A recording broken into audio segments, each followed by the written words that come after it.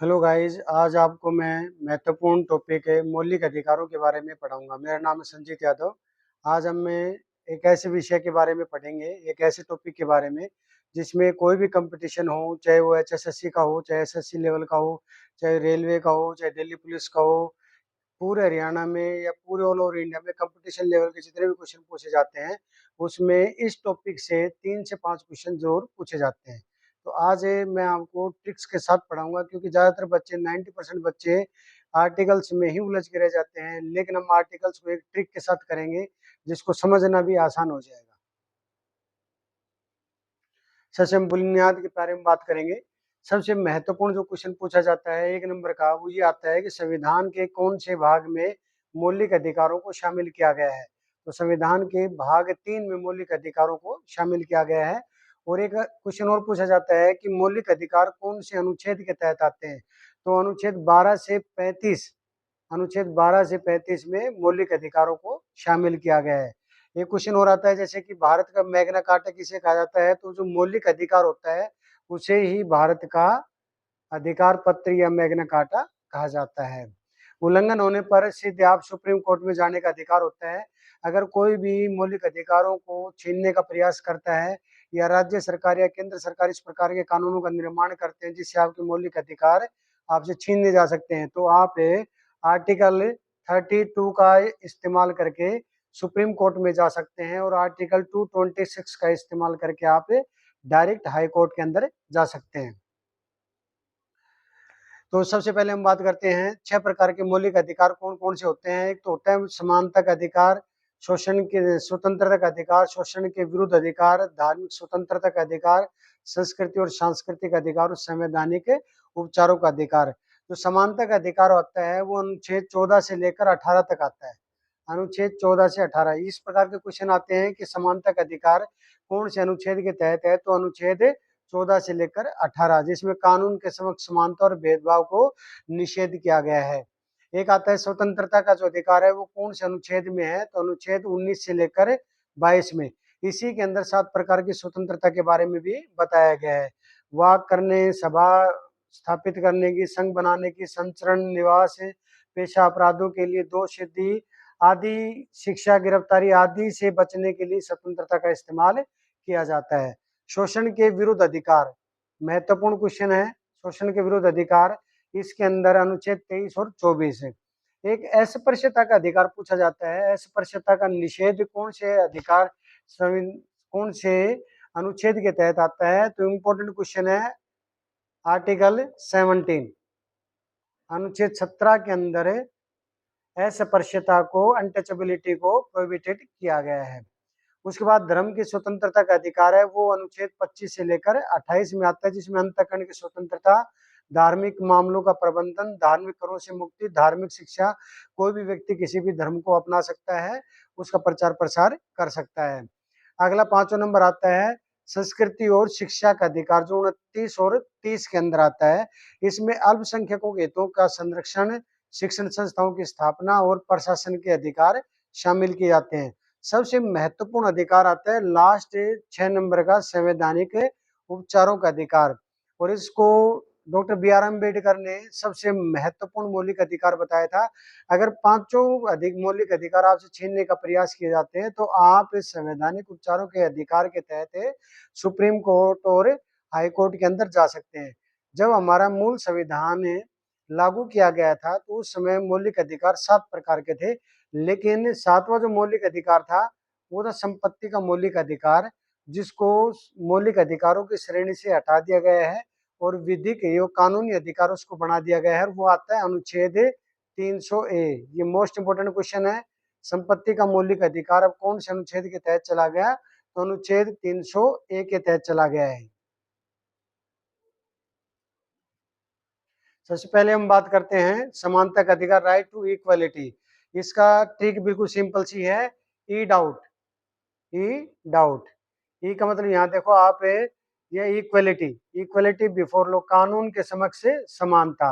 D का यहाँ पे आता है डिस्क्रिमिनेशन, मतलब भेदभाव से मनाही, अनुच्छेद 15 के अंदर। 16 के अंदर आता है ओ मतलब अपॉर्चुनिटी, मतलब कानून के सामने सभी समान है।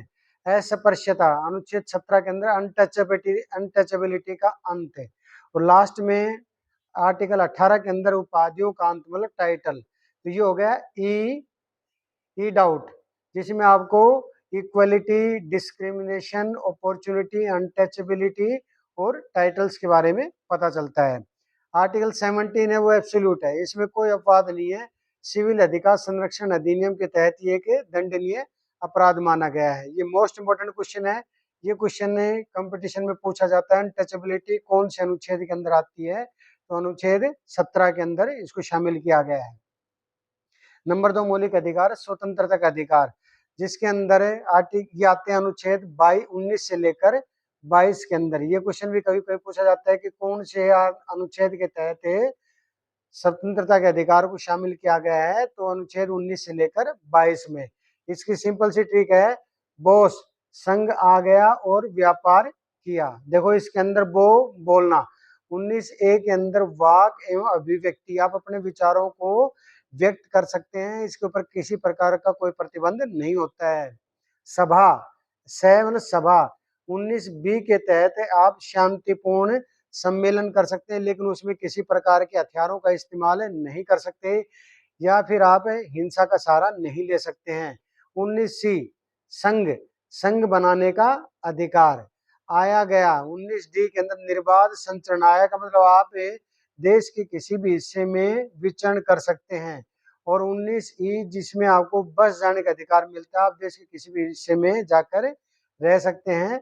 और 19G के अंदर जिसमें आप व्यापार भी कर सकते हैं।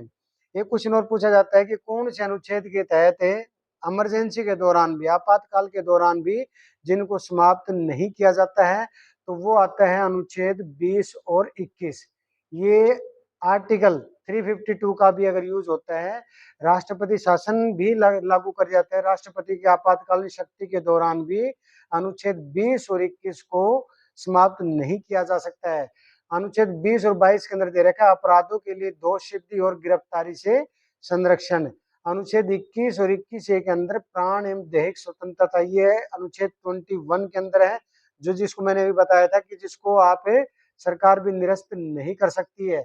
शिक्षा का अधिकार, अनुच्छेद 21A, ये 86वें संविधान संशोधन 2002 के अंदर इसको शामिल किया गया था। ये मूल संविधान में नहीं था। शिक्षा का अधिकार 2002 86वें संविधान संशोधन के तहत अनुच्छेद 21 के अंदर इसको शामिल किया गया है। शोषण के विरुद्ध अधिकार, ये क्वेश्चन भी आता है, तो इसमें भी अनुच्छेद पूछा जाता है कि शोषण के विरुद्ध अधिकार कौन से अनुच्छेद के तहत आता है? तो अनुच्छेद 23 और 24 के अंदर इसको शामिल किया गया है।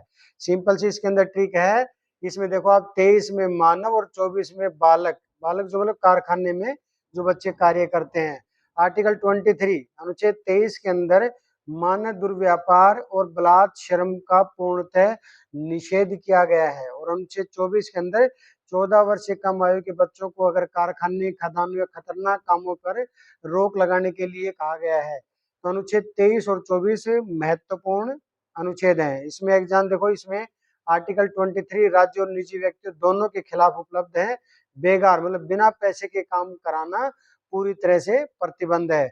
अगर समय से अधिक भी काम लिया जाता है तो उनको ज्यादा अमाउंट पे किया जाएगा। तो इस प्रकार से मानव को शोषण से बचाने के लिए अनुच्छेद 23 और 24 का इस्तेमाल किया गया है। धर्म की स्वतंत्रता, फ्रीडम ऑफ रिलीजन, ये मोस्ट इंपोर्टेंट है। तो इसके अंदर देखो आप अनुच्छेद 25 और 28 का इस्तेमाल किया गया है। धर्म की स्वतंत्रता का अधिकार कौन से अनुच्छेद में दिया गया है? अनुच्छेद 25 और 28 के अंदर। इसमें ट्रिक है, मानो, प्रबंध करो, टैक्स मत दो और शिक्षा में छूट है। तो अनुच्छेद 25 के अंदर देखो आप मानो, अंतःकरण की और धर्म को अबाध रूप से मानने व प्रचार करने की स्वतंत्रता होती है। आप अपने धर्म का प्रचार प्रसार कहीं भी कर सकते हैं।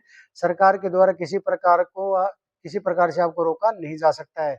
अनुच्छेद 26 के अंदर धार्मिक कार्यों के प्रबंध की स्वतंत्रता के बारे में बताया गया है। आप अपने धर्म का प्रचार प्रसार के साथ साथ आप अपने गुरुद्वारा या मंदिर या मस्जिद कहीं पे भी आप उससे संबंधित कोई भी कार्य आप कर सकते हो।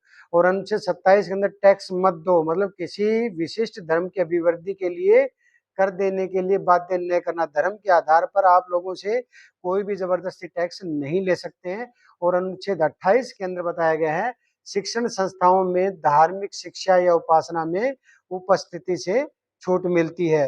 देखो इसके अंदर सिखों द्वारा कृपाण धारण करना अनुच्छेद 25 के तहत धार्मिक स्वतंत्रता का हिस्सा माना जाता है, क्योंकि ये उनके धार्मिक कर्मकांड के अंदर शामिल किए गए हैं, वो इनका इस्तेमाल कर सकते हैं। संस्कृति और शिक्षा, ये भी एक महत्वपूर्ण आर्टिकल है जिसका इस्तेमाल 29 और 30 के अंदर किया गया। ये क्वेश्चन कभी पूछ जाता है, संस्कृति और शिक्षा का अधिकार कौन से अनुच्छेद में आता है, तो अनुच्छेद 29 और 30 के अंदर इसको बताया गया है।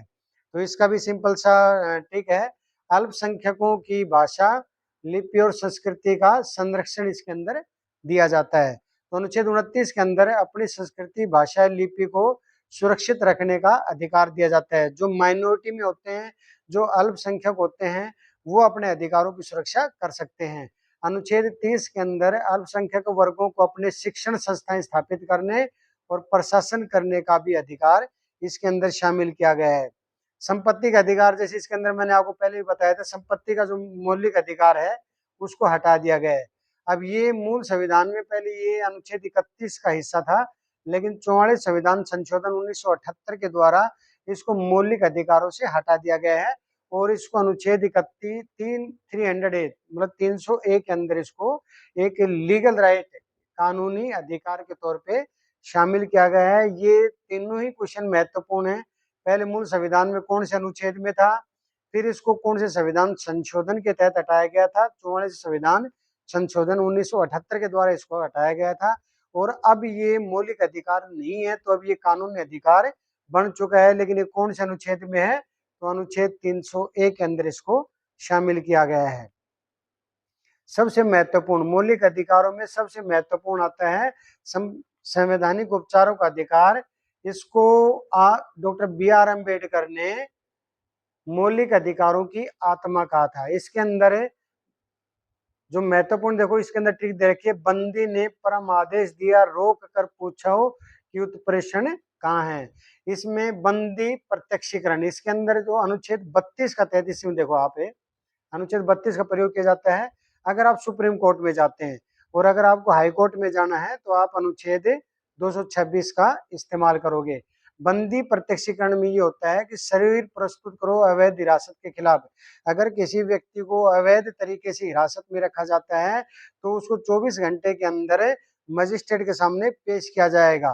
तो इसके वो बंदी प्रत्यक्षीकरण के अंदर शामिल किया गया है। परम आदेश मतलब इसमें हम आदेश देते हैं, सरकारी अधिकारी अगर काम नहीं करता है तो आप परमादेश का सहारा ले सकते हैं। फिर इसमें प्रतिषेध, निचली अदालत को अधिकार क्षेत्र से बाहर जाने से रोकता है। ये सुप्रीम कोर्ट, अगर सुप्रीम कोर्ट को लगता है कि कोई संवैधानिक पेच या संवैधानिक विषय का केस है जो लोअर कोर्ट में है, निचली अदालत में है, तो वो उसको अपने पास भी मंगवा सकता है। मतलब वो उनके अधिकार क्षेत्र से बाहर जाने से रोकने का काम करता है। अधिकार परीक्षा, जिसमें किस अधिकार से मतलब अवैध रूप से अगर कोई व्यक्ति सरकारी पद हथियाने का प्रयास करता है तो आप अनुच्छेद 32 का प्रयोग करके अधिकार परीक्षा का प्रयोग करेंगे और उसके खिलाफ कार्रवाई आप करवा सकते हैं। फिर उत्प्रेषण, उत्प्रेषण हो तो प्रमाणित होना, निचली अदालत के फैसले को सुप्रीम कोर्ट रद्द कर सकता है और सुप्रीम कोर्ट को ये लगता है कि ये मामला सिर्फ ऊपरी अदालत में सुप्रीम कोर्ट में सुना जा सकता है, तो उसके बारे में भी वो फैसला दे सकता है। नागरिक और विदेशी, देखो मौलिक अधिकारों के अंदर है नागरिकों को कौन से मौलिक अधिकार मिलते हैं और विदेशियों को कौन से मिलते हैं। तो सिर्फ भारतीयों को जो मौलिक अधिकार, मोस्ट इंपोर्टेंट क्वेश्चन है कि भारतीयों को कौन कौन से मौलिक अधिकार मिलते हैं, तो ये है सिर्फ भारतीयों के लिए अनुच्छेद 15, 16, 19, 29 और 30, ये सिर्फ हमारे लिए है। और बाकी जो होते हैं वो विदेशियों को मिलते हैं, लेकिन ये सिर्फ भारतीयों के लिए होता है, जिसमें अनुच्छेद 15 के अंदर धर्म, जाति, लिंग के आधार पर भेदभाव से सुरक्षा, अनुच्छेद 16 के अंदर सरकारी नौकरी में अवसर की समानता, अनुच्छेद 19 में वाक एवं अभिव्यक्ति सहित 6 प्रकार की स्वतंत्रताएं, और 29 और 30 के अंदर अल्पसंख्यकों के सांस्कृतिक और शैक्षणिक अधिकार। ये जो अधिकार हैं ये सिर्फ भारतीयों को मिलते हैं, ये विदेशियों को नहीं मिलते हैं। और नागरिक और विदेशी जो दोनों को मिलते हैं उसमें मिलते हैं अनुच्छेद 14 जो विधि के समक्ष कानून के समक्ष सभी लोग समान हैं। अनुच्छेद 20 जिसमें अपराधों के दोष सिद्धि के संबंध में संरक्षण दिया गया है। अनुच्छेद 21 और 21A के अंदर प्राण एवं देह स्वतंत्रता और शिक्षा का अधिकार। अनुच्छेद 22 मनमानी गिरफ्तारी से संरक्षण का अधिकार। और अनुच्छेद 23 और 28 शोषण के विरुद्ध और धार्मिक स्वतंत्रता का अधिकार। ये जो अधिकार दिए गए हैं ये भारतीयों के साथ साथ विदेशियों को भी मिलते हैं। शत्रु देश के नागरिकों को ये अधिकार प्राप्त नहीं होते। ये सिर्फ उन्हीं देश के नागरिकों को प्राप्त हैं जिनके साथ भारत के संबंध मजबूत हैं। विदेशी नागरिकों के ऊपर जो दुश्मन देश है उनके ऊपर ये लागू नहीं होते हैं। आपातकाल के मौलिक अधिकार देखो जो अपने आप इसके अंदर है। जब नेशनल इमरजेंसी लागू होती है, इमरजेंसी 3 प्रकार की होती है जिसमें अनुच्छेद 352 का प्रयोग होता है जब कोई विदेशी बाहरी शक्ति को दूसरा देश हमारे ऊपर आक्रमण कर देता है या देश के किसी हिस्से के अंदर आंतरिक विद्रोह जैसे हालात उत्पन्न हो जाते हैं तो अनुच्छेद 352 का इस्तेमाल राष्ट्रपति लागू करता है जिसमें देश में इमरजेंसी लागू हो जाती है। एक होता है 356 जब किसी राज्य की संवैधानिक सरकार असफल हो जाती है तो राष्ट्रपति 356 का प्रयोग करके राष्ट्रपति शासन लागू करता है। और अगर देश में किसी प्रकार का वित्तीय संकट उत्पन्न हो जाता है तो अनुच्छेद 360 का प्रयोग इसके अंदर किया जाता है। तो इसमें देखो आप आर्टिकल 19 जिसमें युद्ध या बाहरी आक्रमण के समय अनुच्छेद 358 जिसमें सशस्त्र विद्रोह के समय निलंबित नहीं होता है। और इसके साथ देखो आप राष्ट्रपति के आदेश अदर फंडामेंटल राइट्स जिसमें राष्ट्रपति के आदेश जो 359 में होते हैं इन अधिकारों को लागू करने के लिए कोर्ट जाने का अधिकार निलंबित किया जाता है। तो कुछ अधिकार ऐसे होते हैं जिनके पास राष्ट्रपति के पास शक्ति होती है कि उनको प्राप्त करने के लिए आप कोर्ट के अंदर नहीं जा सकते हैं। अनुच्छेद 20 और 21 जो आपको लगातार मिलता रहता है ये कौन से संविधान संशोधन के तहत हुआ था? ये 44 संविधान संशोधन 1978 के तहत हुआ था जिसमें अधिकार है कि किसी भी स्थिति में निलंबित ये नहीं किए जा सकते, जिसके बारे में आपको पहले भी बता चुका हूं। ये मैं कुछ एक लैंडमार्क सुप्रीम कोर्ट जजमेंट में आपको बताऊंगा जिसने हमारे मौलिक अधिकारों में को समझना और आसान हो जाता है। जिसमें केशवानंद भारती केस जो 1973 के अंदर होता है। और इसमें क्या वर्डिक्ट सुप्रीम कोर्ट ने क्या कहा था कि संसद है वो मौलिक अधिकारों में संशोधन कर सकती है लेकिन संविधान के मूल ढांचे में किसी भी प्रकार का बदलाव नहीं कर सकती।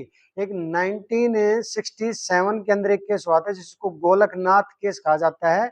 और गोलकनाथ केस में सुप्रीम कोर्ट ने कहा था कि जो संसद है वो मौलिक अधिकारों में किसी प्रकार का बदलाव नहीं कर सकती है। लेकिन उसी ने अपने फैसले को बदल दिया था 1973 के अंदर केशवानंद भारती केस में जिसने स्पष्ट कह दिया था कि संसद मौलिक अधिकारों में तो बदलाव कर सकती है लेकिन किसी प्रकार से संवैधानिक ढांचे में बदलाव नहीं कर सकती है। मेनका गांधी केस जिसके अंदर आर्टिकल 21 का जिक्र अनुच्छेद 221 का जिक्र किया गया है जिसमें विधि द्वारा स्थापित प्रक्रिया का न्याय संगत उचित होना अनिवार्य है और विदेश जाने का अधिकार अनुच्छेद 21 का ही हिस्सा है। तो देखो आप अनुच्छेद 21 है जो इमरजेंसी के दौरान भी नागरिकों से नहीं छीना जा सकता है। ये मेनका गांधी केस से ही संबंधित है। केएस पुट्टास्वामी केस है जिसमें सुप्रीम कोर्ट ने कहा था कि निजता के अधिकार के बारे में बात की थी जो अनुच्छेद 21 का ही 21 के तहत ही आता है जिसमें जीवन और स्वतंत्रता के तहत एक मौलिक अधिकारों को इसके अंदर शामिल किया गया था। इसमें देखो आप इसको याद किस प्रकार से कर सकते हैं। संपत्ति के मौलिक अधिकार इसमें आप हटा सकते हो क्योंकि इसको अब कौन से अधिकार में ले लिया गया है, इसको 300A के अंदर शामिल कर लिया गया है। ये मौलिक अधिकार नहीं रह गया है, ये एक विधिक और कानूनी अधिकार बन चुका है। सबसे पहला आता है हमारा समानता का अधिकार जो अनुच्छेद 14 से लेकर 18 में आता है। फिर स्वतंत्रता का अधिकार जिसमें अनुच्छेद 19 से लेकर 22 को शामिल किया गया है। फिर तीसरा शोषण के विरुद्ध अधिकार जिसमें अनुच्छेद 23 और 24 का इस्तेमाल किया गया। ट्रिक इसके अंदर साथ ही दी गई है जो कि हम पहले कर चुके हैं। फिर धर्म की स्वतंत्रता का अधिकार आता है जिसमें अंतःकरण प्रबंध और कर शिक्षा का अधिकार दिया गया है। और 19 और से लेकर 29 से 30 में अल्पसंख्यकों के अधिकारों को शामिल किया गया है और संवैधानिक उपचारों का अधिकार अनुच्छेद 32 में दिया गया है, जिसे 5 प्रकार की रेट है जो हम कर चुके हैं। और ये महत्वपूर्ण, सबसे मोस्ट इंपोर्टेंट है ये भी, अनुच्छेद 20 और 21 इसको कभी भी सस्पेंड नहीं किया जा सकता है। तो आज मैंने आप लोगों को कुछ एक महत्वपूर्ण ट्रिक्स बताई हैं, जिसके आधार पर जो भी क्वेश्चन आपके कंपटीशन में आएंगे वो इससे संबंधित ही पूछे जाएंगे। जय हिंद।